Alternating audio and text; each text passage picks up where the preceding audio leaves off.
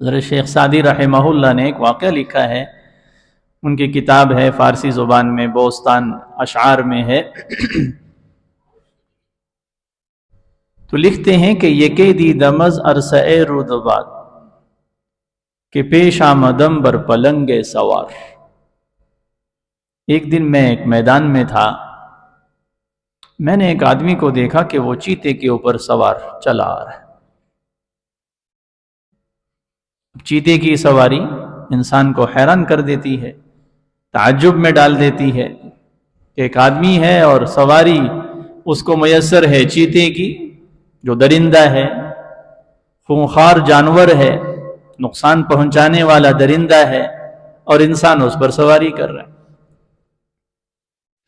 کہ اسے دیکھتے ہی مجھے بہت تعجب ہوا، اور میری کیفیت یوں ہو گئی کہ گویا میرے پاؤں کے نیچے سے زمین نکل گئی۔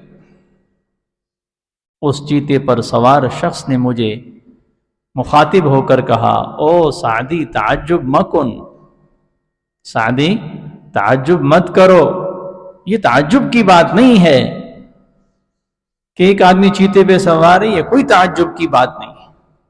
او سعدی تعجب مکن، تعجب مت کرو، تم اللہ کے حکم سے گردن مت پھیرو، کائنات کی کوئی مخلوق تمہارے حکم سے گردن نہیں پھیرے گی۔ تم اللہ کے حکم سے گردن مت پھیرو، کائنات کے کوئی مخلوق تمہارے حکم سے گردن نہیں پھیرے گی۔ پھر ایک شعر کہا شیخ سعدی رحمہ اللہ نے، محالست چون دوست دارت تورا کہ در دست دشمن گزارت تورا۔ یہ ناممکنات میں سے ہے کہ اللہ تعالیٰ کسی کو اپنا دوست بنائے اور پھر اسے دشمن کے ہاتھ میں اکیلا چھوڑ دے۔